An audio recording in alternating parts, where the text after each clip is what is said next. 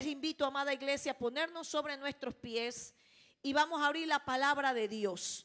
En el libro de Hechos, en el capítulo 14, vamos a dar lectura a esta hermosa porción de la palabra, porque todos los testimonios que Dios deja en su palabra son para edificarnos, para animarnos a seguir firmes y adelantes.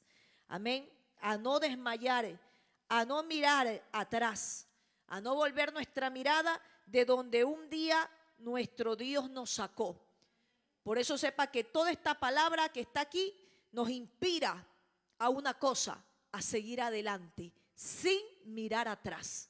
Cada testimonio de vida que usted encuentra en esta Biblia es una lección para usted y para mí, para que aprendamos tanto de los testimonios de los hombres y mujeres que hicieron lo bueno y que fueron bendecidos y recompensados por Dios, pero también aprendemos de los testimonios malos, para que nosotros no cometamos los mismos errores que ellos cometieron y se perdieron. Por eso es importante estudiar la palabra de Dios, ser alimentados, como dice la palabra, no dejando de congregarnos. Amén. Así que vamos a leer ahí en el libro de los Hechos, en el capítulo 14, vamos a estar lecturando el verso 19 y 20. ¿Lo tenemos, iglesia? Amén. Dice así su bendita palabra en Hechos capítulo 14, versos 19 y 20.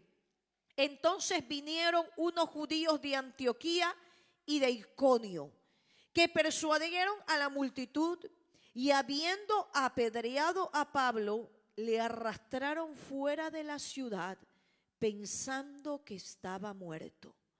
Pero rodeándole los discípulos, se levantó y entró en la ciudad, y al día siguiente salió con Bernabé para Derbe.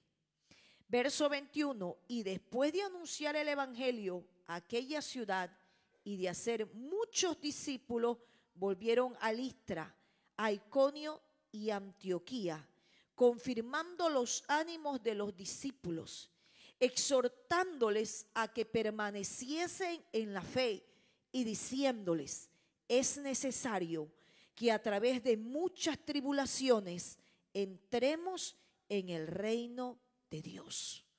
Vamos a cerrar nuestros ojitos, amada iglesia. Mi buen Dios y Padre eterno, en esta preciosa noche queremos darte gracias por tu santa y bendita palabra. Gracias, mi Rey amado, por tu bendición poderosa. Gracias, Señor amado, porque usted nos tiene esta noche aquí en su casa y hemos venido a aprender de ti. Hemos venido a aprender de esta santa y bendita palabra que alimenta nuestra alma. Gracias, Señor, porque en esta noche es usted el que va a hablar, Señor, y nosotros vamos a recibir y vamos a ser alimentados y fortalecidos por el Espíritu Santo para seguir firme en estos santos benditos caminos. Amén y amén. Pueden tomar asiento, amada iglesia, pero no deje de alabar y de glorificar el nombre de nuestro Dios.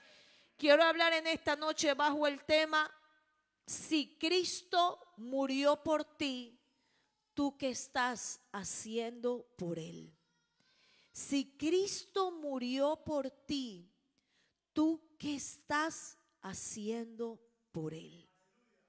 ¿Qué estamos haciendo cada uno de nosotros por Cristo, habiendo Él muerto por cada uno de nosotros?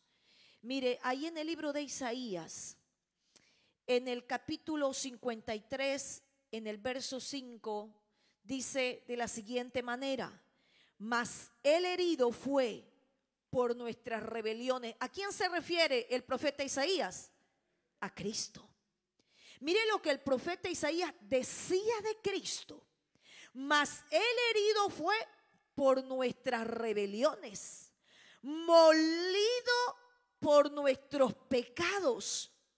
El castigo de nuestra paz fue sobre él, y por su llaga fuimos nosotros curados. Mire lo que dice acerca del Señor Jesucristo. Dice que Él fue molido por nuestros pecados.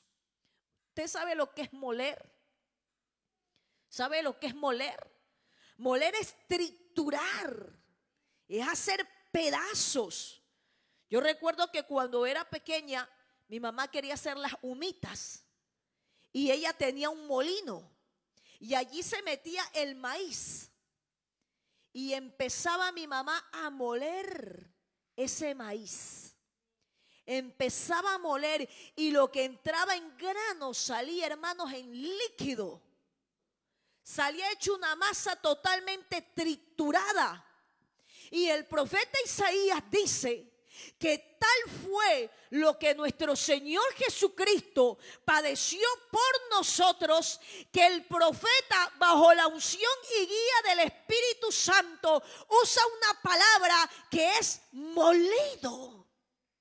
Que lo que el Señor Jesucristo sufrió por nosotros no fue cualquier cosa, es que su ser fue molido. Dice que Él fue herido. Pero también nosotros vemos allí que los padecimientos de nuestro Señor Jesucristo abarcaron un sufrimiento físico intenso. Fue algo que ningún hombre y ninguna mujer ha padecido sobre la faz de la tierra. Fue un sufrimiento tanto físico como emocional, pero también espiritual. Y este sufrimiento empieza desde su agonía en Getsemaní. Pero también allí nosotros vemos que Él en Getsemaní empieza a sudar gotas de sangre. Allí nosotros vemos que no solamente Jesús sufre en Getsemaní, sino que también Él sufre la traición, sufre el escarnio, representado en golpes, en escupitajos, pero también en medio de esos sufrimientos llevó una corona de espinas y también aquella flagelación que fue hasta la crucifixión, donde soportó hasta el extremo también el dolor de los clavos, el agotamiento, la vergüenza y la carga de los pecados de toda la humanidad. Así que nosotros vemos que allí empieza el sufrimiento de Jesús desde el Getsemaní. Él empieza a orar en una angustia profunda y empieza su sudoración como grandes gotas de sangre, conocido, hermanos, en la medicina como hematidrosis. Hematidrosis, amén. Es aquello que empezaron a reventarse, amén. Aquellos, amén, pequeños capilares que tenía él, hermanos, en sus ojos. Tal fue la presión, amén, que aquellos pequeños vasos sanguíneos empezaron a explotarse. Y por eso el sudor, hermano, amén. Entonces vemos que tal fue el peso de los pecados. Pero nosotros vemos que él también fue traicionado, porque no queda allí. ¿Cómo empieza el sufrimiento de Jesús? El ver que todos aquellos discípulos que un día le prometieron estar con él, y como dijo Pedro, si me es necesario morir contigo, mi Jesús, yo hasta la muerte te seguiré. Pero llega el momento crucial. Llega el momento en que Jesús es capturado, en que Jesús es detenido y todos lo traicionan, lo dejan. Pero no basta allí el sufrimiento de Jesús, sino que también, como le decía, fue golpeado, fue escupido, fue acusado falsamente ante el concilio y Pilato. Y también vemos que él allí es objeto de humillación y desprecio.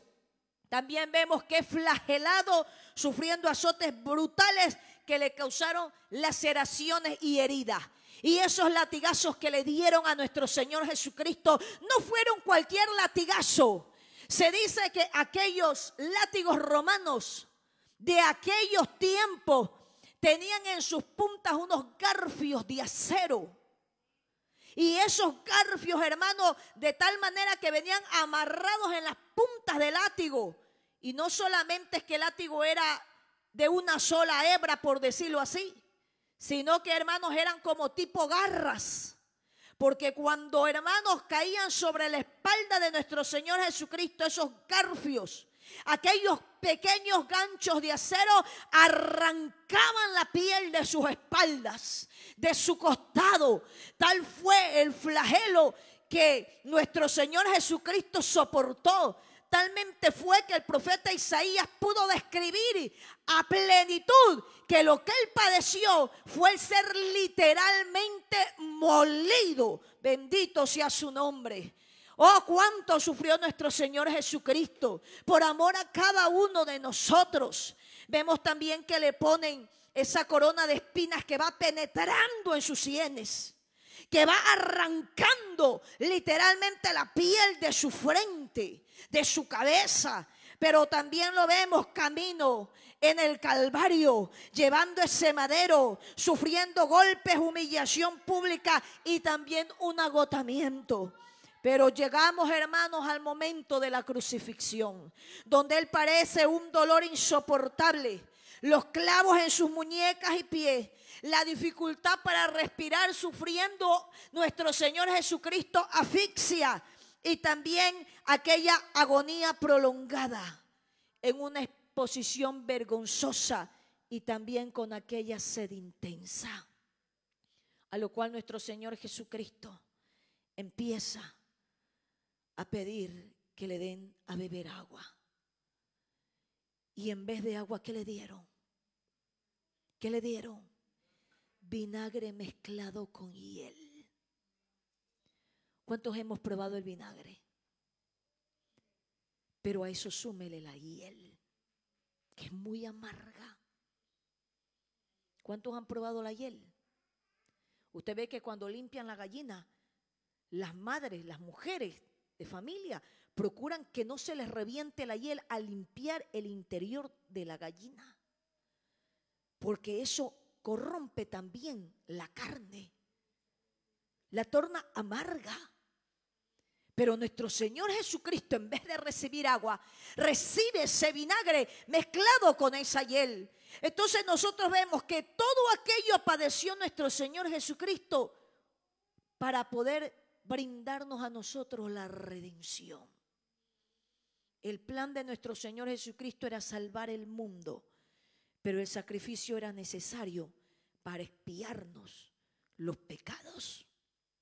Por eso la pregunta de esta noche: si Cristo murió por ti, ¿tú qué estás haciendo por Él? Si todo esto Jesús lo padeció porque te ama, porque Jesús te ama. Su amor no terminó en el Calvario. Su amor no terminó allí crucificado, colgado en la cruz. El amor de nuestro Señor Jesucristo sigue presente en tu vida desde que tú te levantas. Y no solamente el amor de Dios se demuestra para nosotros sus hijos, sino que dice que nuestro Dios hace salir el sol sobre buenos y malos, sobre justos e injustos, sobre los salvos, pero también sobre los pecadores. Mire hasta dónde llega el amor de nuestro Dios.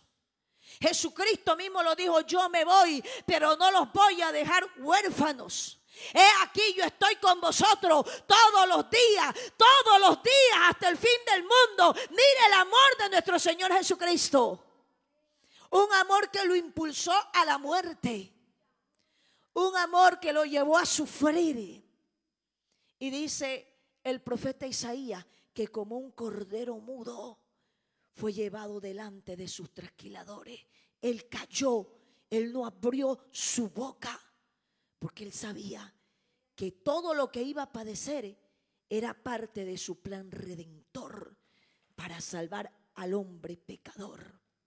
Por eso es que nosotros vemos aquí lo que dice Hechos capítulo 14, versos 19 y 20, y en la Nueva Traducción Viviente dice: apedrearon a Pablo y lo arrastraron fuera de la ciudad, pensando que estaba muerto, pero los creyentes lo rodearon y se levantó y regresó a la ciudad. El apóstol Pablo, un hombre que tuvo un encuentro personal genuino con nuestro Señor Jesucristo, Todos nosotros conocemos la historia de Saulo de Tarso. El hombre que iba camino a Damasco para dar muerte a los cristianos, a los seguidores de nuestro Señor Jesucristo. Y allí ese hombre se encuentra con esa luz gloriosa que lo dejó literalmente ciego. Saulo de Tarso quedó ciego, teniendo ese encuentro con Jesucristo, con la luz del mundo. Se halló con él, cayó, hermanos. Y en ese momento tuvo un encuentro poderoso, como cada uno de nosotros lo hemos tenido. Porque el que verdaderamente ha tenido un encuentro real y genuino con nuestro Señor Jesucristo, así como Saulo de Tarso después de ese encuentro poderoso, tuvo un cambio radical, pues no volvió a ser el mismo hombre jamás. Y todo aquel que tiene ese encuentro personal con Cristo, real y genuino, no vuelve nunca más a ser el mismo hombre que fue un día. Porque después de ese encuentro, usted cambia. Usted viene a ser transformado. Y eso es lo que debe anhelar cada creyente. No volver jamás a la vida vieja sin Cristo, que gozaba con los vicios y pecados del mundo. Todo aquel que viene a los pies de Cristo tiene que rogar cada día: Señor, que yo mengue y que tú crezcas en mí, que yo muera y que tú vivas en mi vida, Señor. Ayúdame a morir a mí mismo, ayúdame a morir a mis pasiones, a mis deseos carnales. Ayúdame, Señor, a crucificar mi yo, a crucificar mi carne, a crucificar mis deseos, a crucificar mis pasiones. Porque no podemos, siendo hijos de Dios, volver a ser los mismos que fuimos un día en la vieja vida sin Cristo, viciado con el pecado, con lo malo. Por eso, recuerden lo que dice 2 de Corintios 5:17. El que está en Cristo, ¿qué dice? Ahí en 2 de Corintios 5:17, el que está en Cristo, nueva criatura es. ¿Qué dice? Nueva, no vieja. No dice el que está en Cristo, vieja criatura es. No, dice el que está en Cristo, nueva criatura es. Las cosas viejas pasaron, he aquí, todas son hechas, ¿qué dice? Nuevas, nuevas. Por eso, usted cuando viene a Cristo, todo lo viejo queda atrás. La vieja vida queda atrás para darle paso o abrir paso a una vida nueva. A una vida que ya no es gobernada por los deseos carnales, sino que ahora es gobernada y dirigida por el Espíritu Santo de Dios. Aleluya.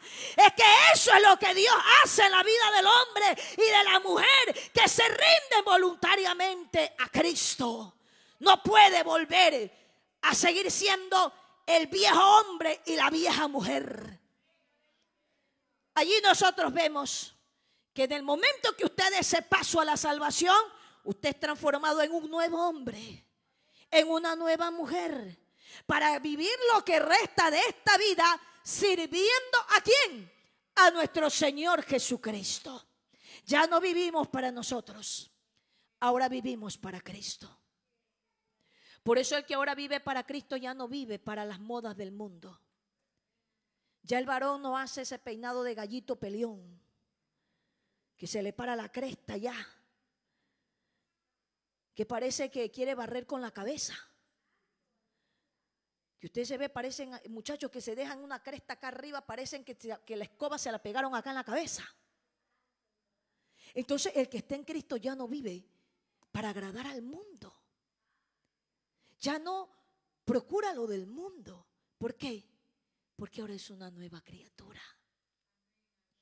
Porque ahora es un nuevo hombre, ahora es una nueva mujer.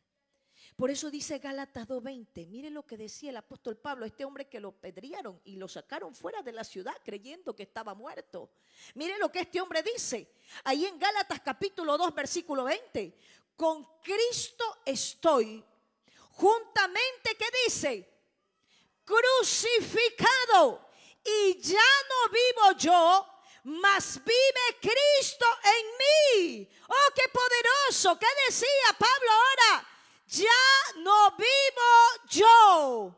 Ya no vive Pablo. Ahora Cristo vive en mí. Y lo que ahora vivo en la carne, lo vivo en la fe del Hijo de Dios, el cual me amó y se entregó a sí mismo por mí. Aleluya.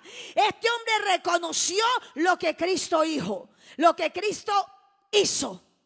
Él dice, yo ya no vivo más para mí. Ahora yo vivo para Él, porque Él se entregó a sí mismo por mí. Y esta palabra me llamaba mucho la atención mientras preparaba este mensaje. Porque lo que está describiendo aquí Pablo, bajo la unción del Espíritu Santo, lo que le está siendo revelado, es que dice que Jesús se entregó a sí mismo. Jesús se dio. Jesús se entrega. Jesús se da. Es Jesús quien se entrega. Es Jesús. Es Él. Voluntariamente Él se da. Voluntariamente Él se entrega. No hacía falta que Judas lo vendiera, porque Él mismo se entregaría. No hacía falta la intervención de Judas para que Jesús fuera prendido, porque Él mismo iba a llegar el momento que Jesús mismo se iba a entregar. No necesitaba que lo vinieran a prender, como Él dijo, con piedras y palos me habéis venido a prender, porque iba a llegar el momento en que Él mismo se entregaría. Y eso lo dice Pablo. Él se entregó a sí mismo. Allí vemos la declaración que hace el apóstol Pablo bajo la dirección y la revelación del Espíritu Santo. Jesús se entregó voluntariamente por amor a ti, por amor a ti, por amor a ti, por amor a ti y por amor a mí. Por amor a cada uno de nosotros que estamos en esta noche aquí. Y por los hermanos que no han podido venir, Jesús se entregó voluntariamente. Por amor a cada uno de nosotros. ¿Y qué estamos haciendo nosotros por Él? ¿Qué estamos haciendo nosotros por Cristo? Por nuestro Señor Jesucristo, que se entregó por amor a todos nosotros en el madero. ¿Qué estamos haciendo? ¿Qué haces por Cristo? ¿Qué estamos haciendo por Cristo? ¿Cuántos pueden alabar al Señor?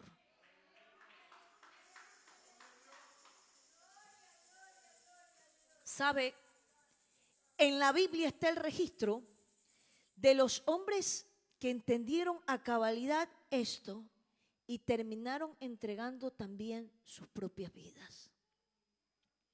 Usted puede leer aquí en la palabra de Dios testimonios de hombres y mujeres que voluntariamente se entregaron al martirio porque ellos reconocieron y entendieron lo que el Señor Jesucristo hizo por ellos. Es que, hermanos, llegar a ese punto de tu vida donde tú reconozcas lo que Jesús hizo por ti. Es que, hermano, no hay nada que nosotros podamos hacer en agradecimiento. Es que cuando tú entiendes la magnitud de la grandeza del amor de nuestro Señor Jesucristo, es que todo lo que tú puedas hacer, entiendes tú que nada de eso bastaría, que nada de eso basta. Cuando verdaderamente se nos abre los ojos y el entendimiento espiritual. Todas las veces que tú pudieras limpiar la casa de Dios con gozo, con alegría, nada de eso bastaría. Todas las veces que tú salieras a evangelizar, todas las veces que tú ofrendarías, diezmarías, todas las veces que tú vinieras a congregar. Nada de eso, hermanos, bastaría para decirle gracias por lo que Jesús hizo por cada uno de nosotros. Es que lo que Él hizo fue algo tan grande, pero tan grande y maravilloso, que un día que estemos en gloria nos daremos cuenta de lo que hizo Jesús por nosotros.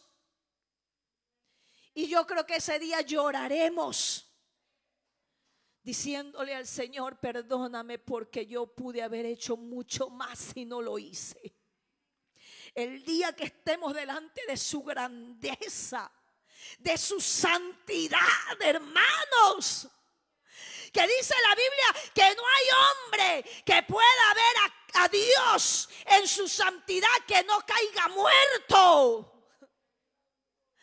Pero llegará ese día en que lo veremos, y muchos de nosotros lloraremos y nos arrepentiremos de decirle: Señor, ¿por qué no hice más en la tierra por ti?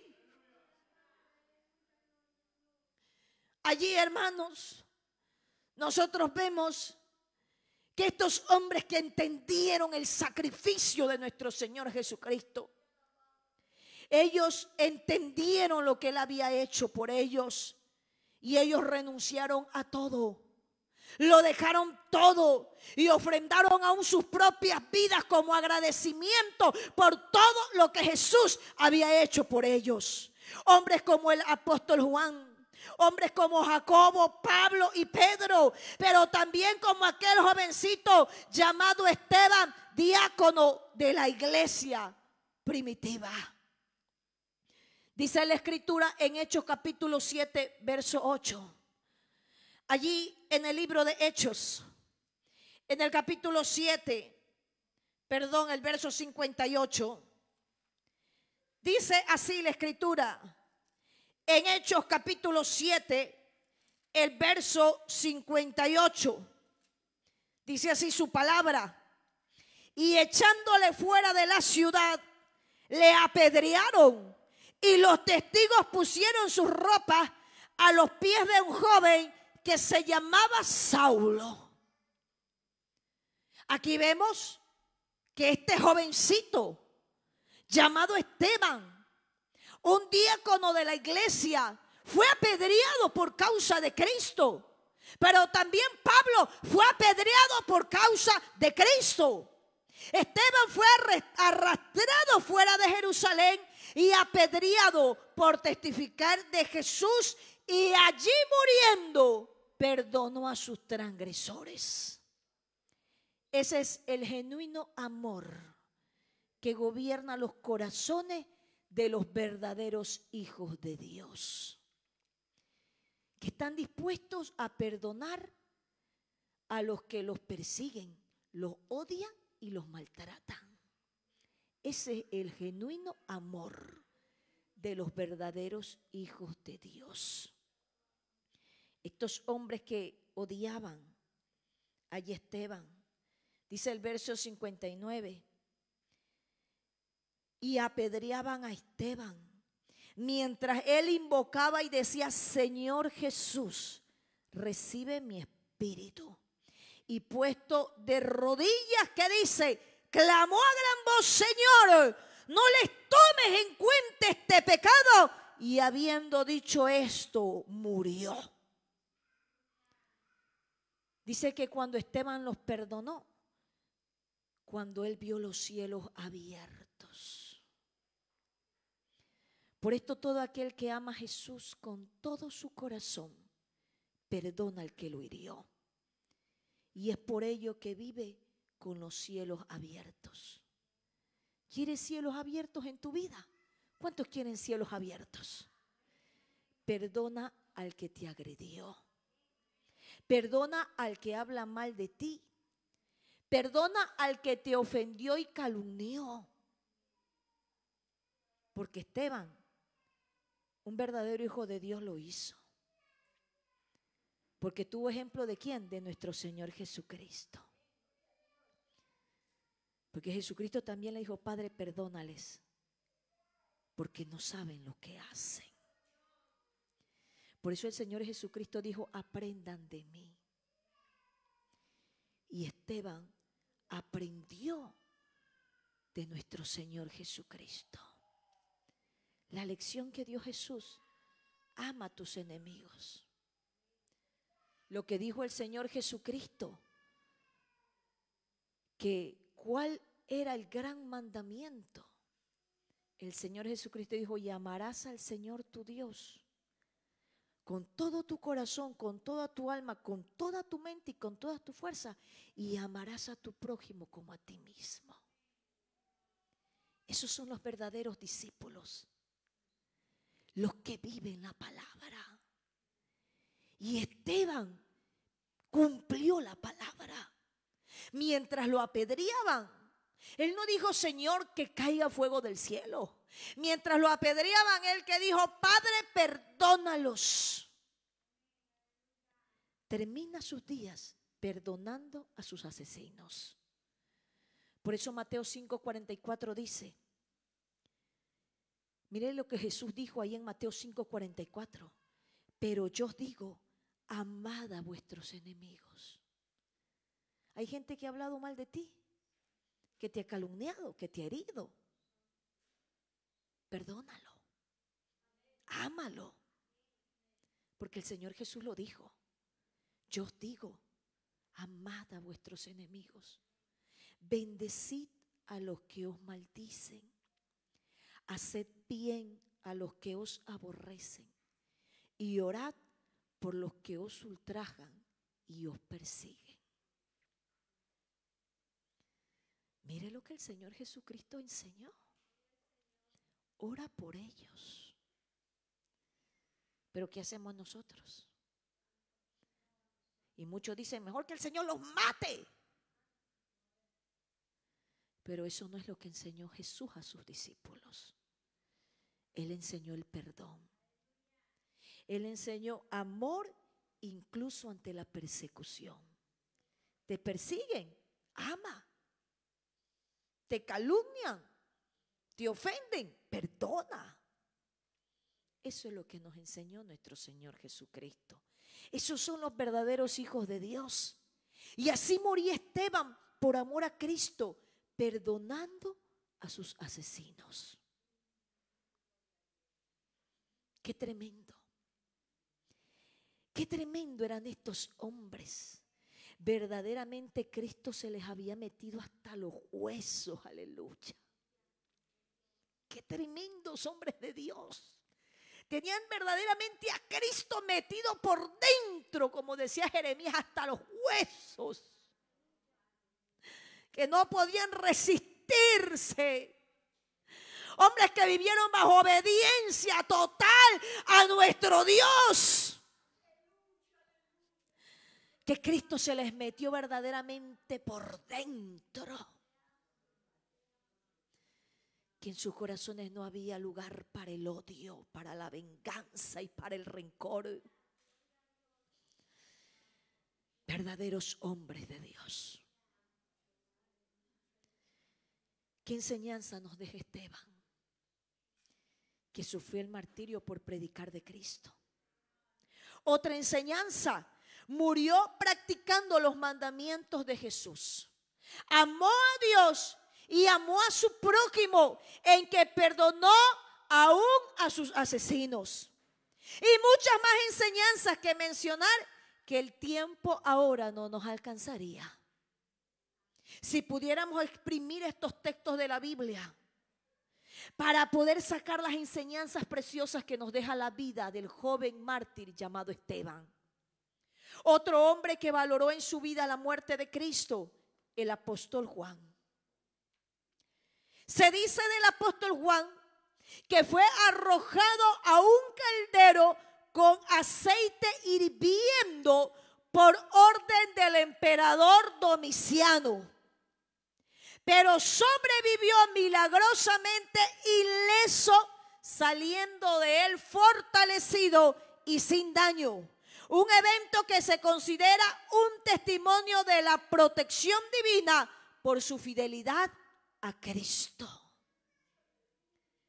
El apóstol Juan lo meten en un caldero de aceite hirviendo. ¿Cuántos se han quemado con aceite? ¿A cuánto les ha caído chispas de aceite hirviendo? Levanten la mano. A ver, levanten la mano. Yo quiero ver los que cocinan. Porque todo aquel que ha cocinado, amén, hermano David, todo aquel que ha cocinado alguna vez, estoy preguntando, ¿a quiénes se han quemado con aceite alguna vez o que le ha caído una chispita de aceite hirviendo? A ver, yo creo que todos. Nadie ha freído un huevo, a nadie le ha saltado una chispita de aceite hirviendo. ¿Qué ha hecho cuando le ha caído el aceite hirviendo? Si o no que quema rico, ¿verdad? Pero mire lo que le hicieron al apóstol Juan. No fue una chispita de aceite la que le cayó encima. Habían preparado un caldero de aceite, un caldero donde lo metieron entero. No un calderito pequeño, a ver, meta la puntita del pie.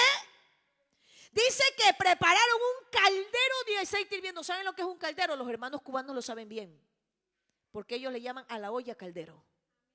O sea, que prepararon una olla de aceite hirviendo, donde metieron al apóstol Juan, enterito lo metieron.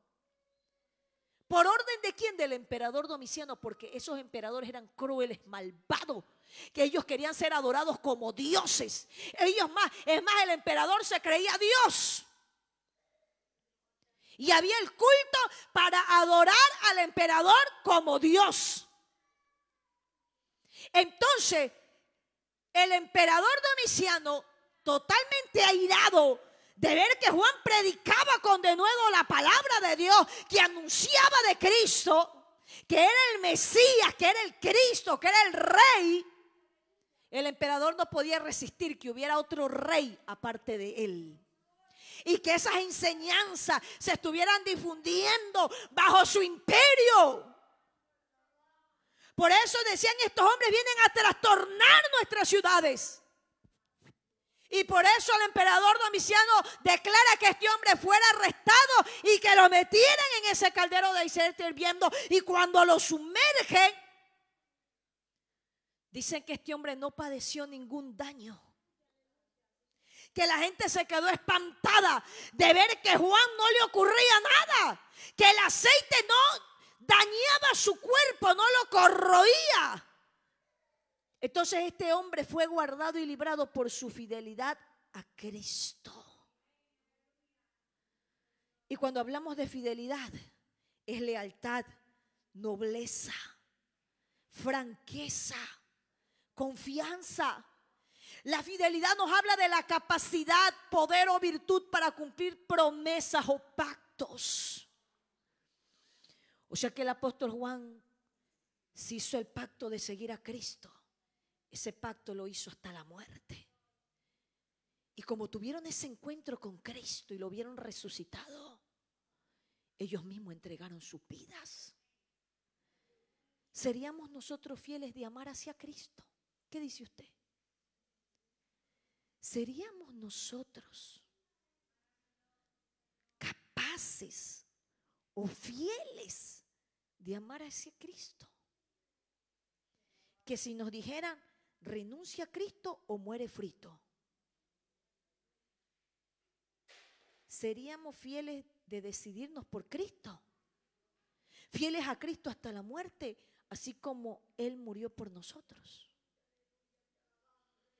¿Qué haríamos nosotros? ¿Vas a renunciar a Cristo? ¿O te metemos en este caldero de aceite hirviendo? Y usted viendo el caldero, ¿cómo hace el aceite? ¡Bup, bup, bup, bup, bup! Ese aceite ya. Y tú ver ese tremendo caldero como una vasca cuando te vas a bañar con el agua, ¿no? Y tú llenas la vasca. No sé cuántos tienen vasca en la casa. Y usted llena la vasca de agua y se mete en la vasca de agua y dice, qué lindo. Pero en vez de esa agua está aceite hirviendo. Y te dicen, renuncia a Cristo. O si no lo renuncias, te metemos en este caldero de aceite hirviendo. Y usted ve la leña bajo el caldero. Esa leña atizada, roja viva. Y ahí, ¿qué haríamos nosotros? ¿Serías capaz de morir por Cristo? ¿Decidirías que te metan en el caldero? ¿Serías capaz de ser fiel hacia Cristo? ¿De amarlo de esa manera? ¿Serías capaz? ¿Serías capaz de entregar tu vida por Cristo? Hasta el martirio, hasta la muerte. Por ello dice que el emperador Domiciano buscó ejecutar a Juan porque lo consideró un peligroso cristiano y ordenó tan terrible muerte. Pero Dios obró un milagro. Y a pesar de ser sumergido en aceite hirviendo, Juan se mantuvo en oración y alabanza y salió ileso, lo cual sorprendió a toda la multitud. Miren lo que hacía el apóstol Juan. Mientras lo metieron en el caldero de aceite hirviendo, él se mantuvo orando y alabando a Dios. Aleluya. Qué grande testimonio. En medio del aceite hirviendo, orando y alabando a Dios. Aleluya. Hoy se dice que esto inspiró a muchos creyentes a perseverar en la fe, aún en medio de las adversidades, pues ellos sabrían que vendría la fortaleza y la protección de Dios. Aleluya. Oh, gloria al Señor. Qué lindo, hermanos. Pero muchas veces cuando vienen esos momentos difíciles, ¿qué hacemos nosotros? Renegamos. Pero este hombre dio un grande testimonio de que Dios a sus hijos los iba a guardar aún en medio de las adversidades, en medio del tormento. Tras ese suceso, Juan fue desterrado a la isla de Patmos, donde escribió el libro de Apocalipsis, siendo así el único apóstol que no murió mártir, sino que vivió hasta una edad avanzada, siempre predicando y testificando de nuestro Señor Jesucristo. Y muchos dirían, no murió como mártir. Pero lo que pasó a ese hombre, que lo metan en un caldero de aceite hirviendo, ¿qué piensa usted que es eso? Dios lo libró como libró también a Daniel. Porque dice que Daniel era un hombre que amaba a Dios y oraba. Oraba 3 veces al día, porque la oración es hablar con Dios. Y cuando usted ama a Dios, usted quiere hablar con Él. Y dice que lo metieron a Daniel en el foso de los leones. Pero dice que Dios envió su ángel que tapó la boca de los leones. Vino el ángel y cogió al león. Tranquilo, león. Dice que el ángel les tapó la boca a los leones. Porque no había un león, habían leones, porque lo dice más adelante. Y hay muchos estudiosos y gente que dice, es que esos eran leones viejos que no tenían ya dientes. Y mucha gente dice así, es que esos ya eran leones viejos, por eso es que no se los comieron. Pero es que ellos no han leído los versículos que dicen abajo. Que a los hombres que acusaron a Daniel, dice que apenas lo lanzaron, dice que ni llegaron al fondo del foso, que los leones los trituraron los huesos y los hicieron pedazos. ¿Qué quiere decir eso? Que no eran leones viejos, que no eran leones desdentados, que eran leones que estaban bien preparados para triturar su presa. Allí se les acaba ese cuento chino, a esos que andan diciendo que eran leones viejos sin dientes. Porque dice que esos hombres los hicieron pedazos. Es que Dios sabe guardar a sus hijos. Y Dios quiso guardar a Juan, preservarlo. Hombres fieles hasta la muerte, animando a los creyentes, aun en medio de las más terribles torturas que llevaban a la misma muerte, de las cuales Dios los quiso librar. Y Dios quiso librar a Juan y le dijo, no, tú no vas a morir así. Dios lo preservó, porque él al caer en el aceite hirviendo era para quedar ahí frito y sacarlo todo. ¿Cómo lo hubieran sacado a Juan si el Señor hubiera permitido que muera? Hubiera salido todo duro, hecho cacho, quemado. Amén. ¿Y qué más contar de los demás apóstoles? Hombres que no temieron llevar el mensaje de Cristo, aun cuando aquello representaba ser entregados a la misma muerte. Voy a mencionarle los 12 discípulos. Simón, llamado Pedro, Simón Pedro. Andrés, hermano de Pedro. Santiago, hijo de Zebedeo. Juan, hermano de Santiago. Felipe. Bartolomé, también conocido como Natanael. Mateo, también conocido como Leví. Tomás, también conocido como Dídimo. Santiago, hijo de Alfeo. Tadeo, también conocido como Lebeo o Judas. Simón, el cananita, también conocido como Simón el celote.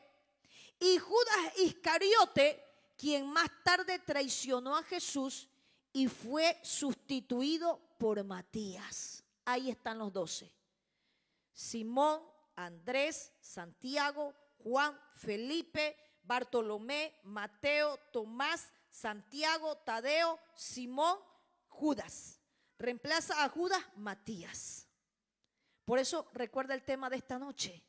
Si Cristo murió por ti, ¿tú qué estás haciendo por Él?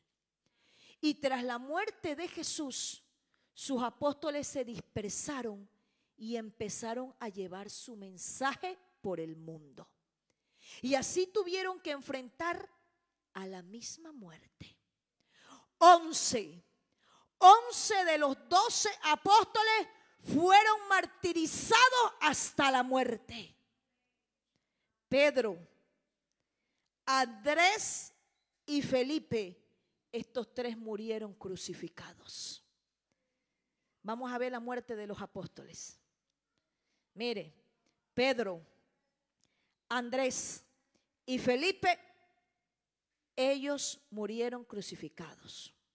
Bartolomé, también conocido como Natanael, fue crucificado, pero antes fue despellejado vivo. Mire cómo muere Natanael. Antes de crucificarlo, le sacaron el pellejo, lo desollaron. Usted sabe lo que es despellejar, ¿verdad? Es como cuando cogen un conejo y le sacan la piel desde los pies hasta la cabeza, le arrancan, queda pero la carne viva. Yo he visto cómo despellejan a los conejos, cómo se les arranca la piel, y eso hicieron con Natanael, llamado Bartolomé, uno de los 12 apóstoles de nuestro Señor Jesucristo. ¿Y por qué murió así? Por seguir a Cristo, por predicar de Cristo. Santiago y Tadeo fueron muertos a filo de espada. Santiago, miren cómo muere el apóstol Santiago y cómo muere Tadeo. Tomás y Mateo, ellos mueren alanceados.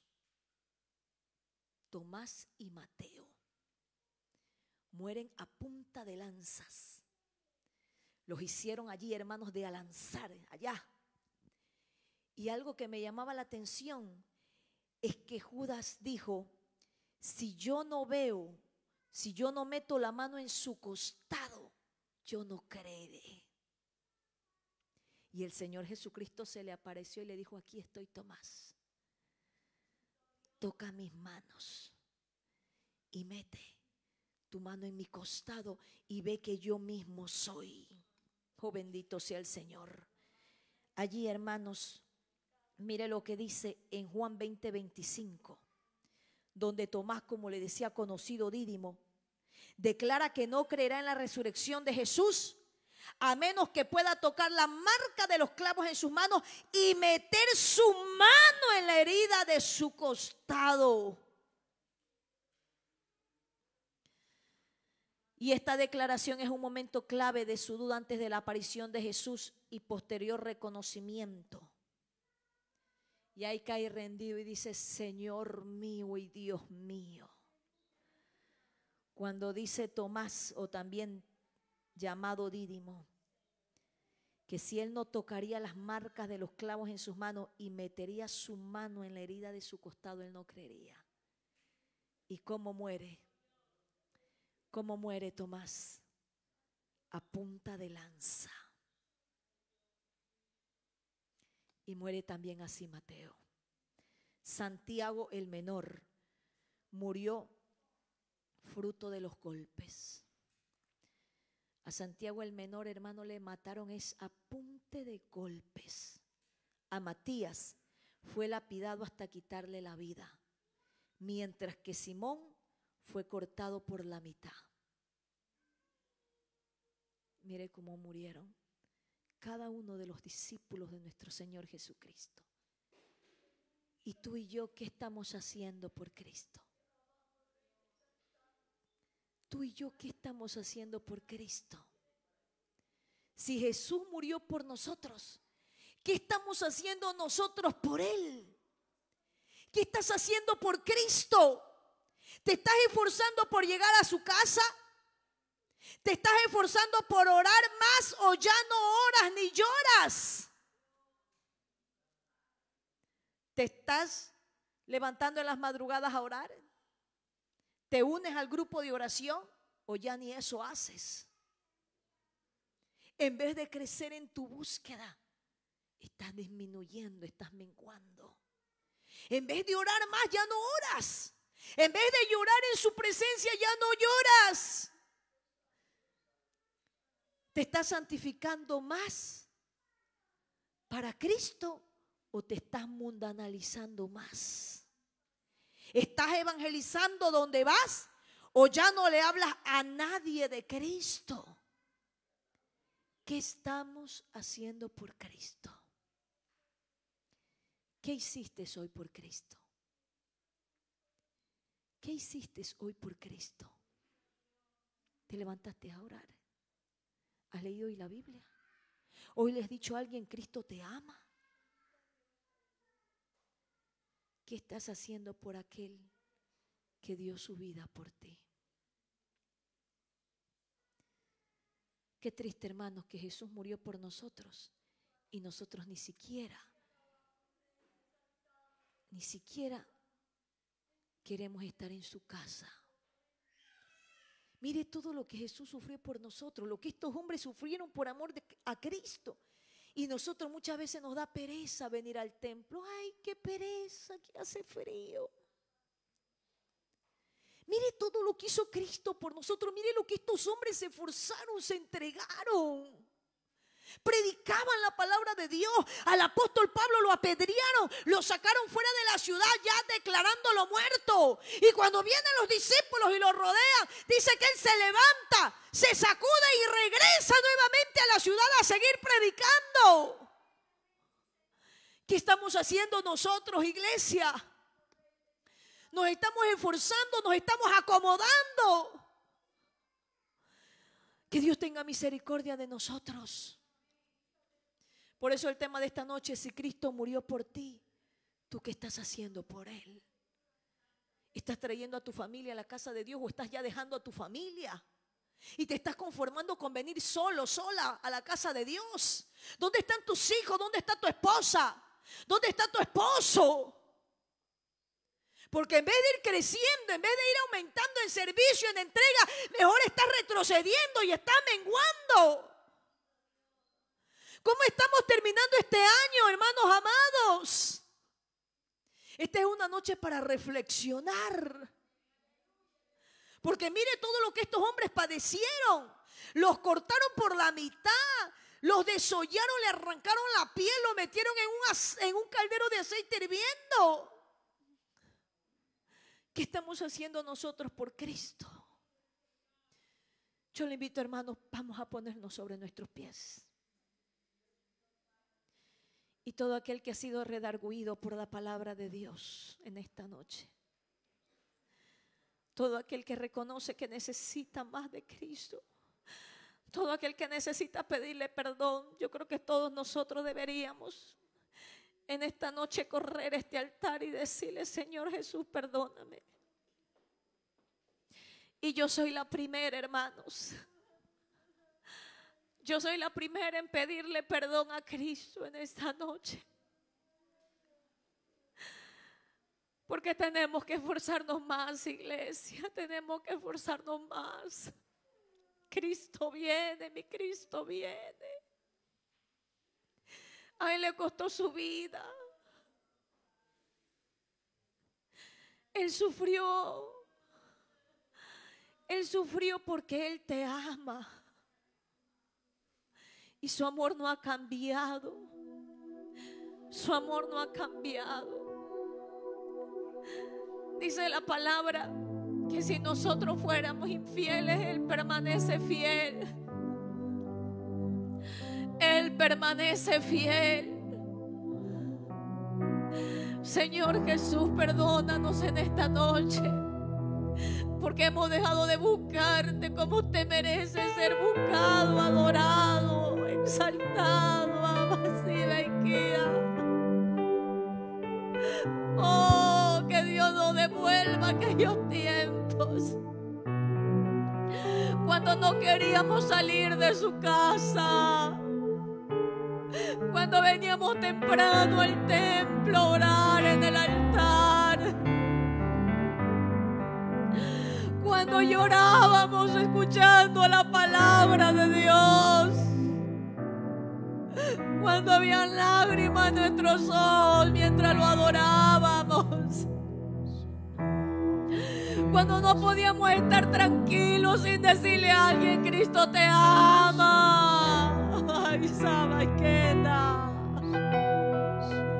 Hoy esta es una noche para nosotros pedirle perdón y decirle: Dios mío, este año que viene, Señor, yo te voy a buscar más. Y antes que termine este año, yo me voy a esforzar en buscarte más, en amarte más.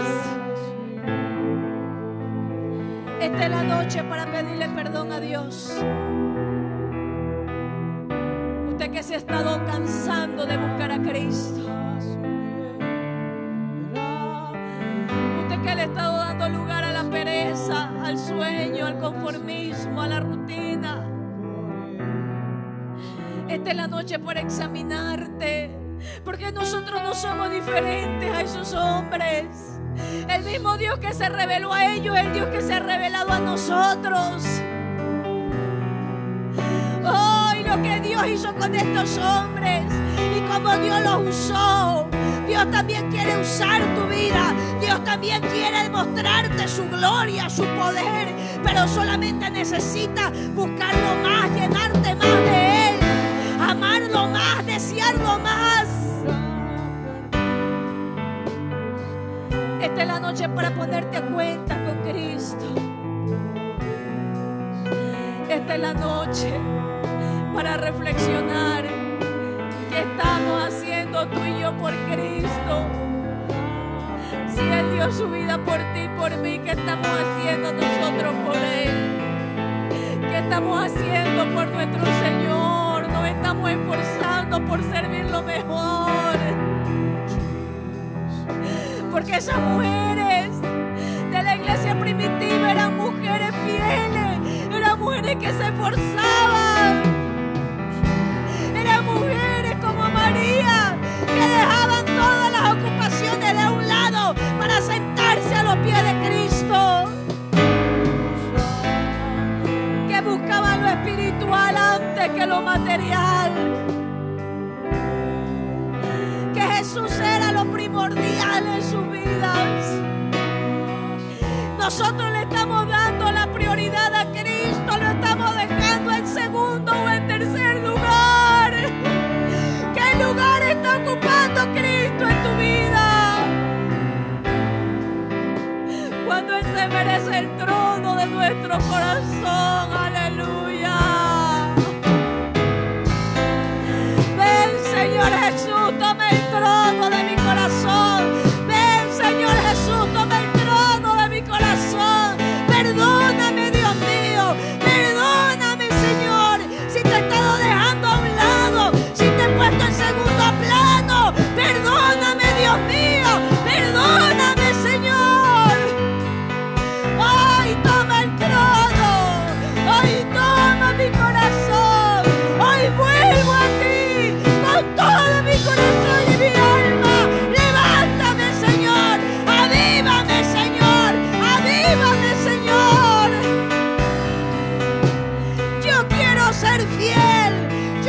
con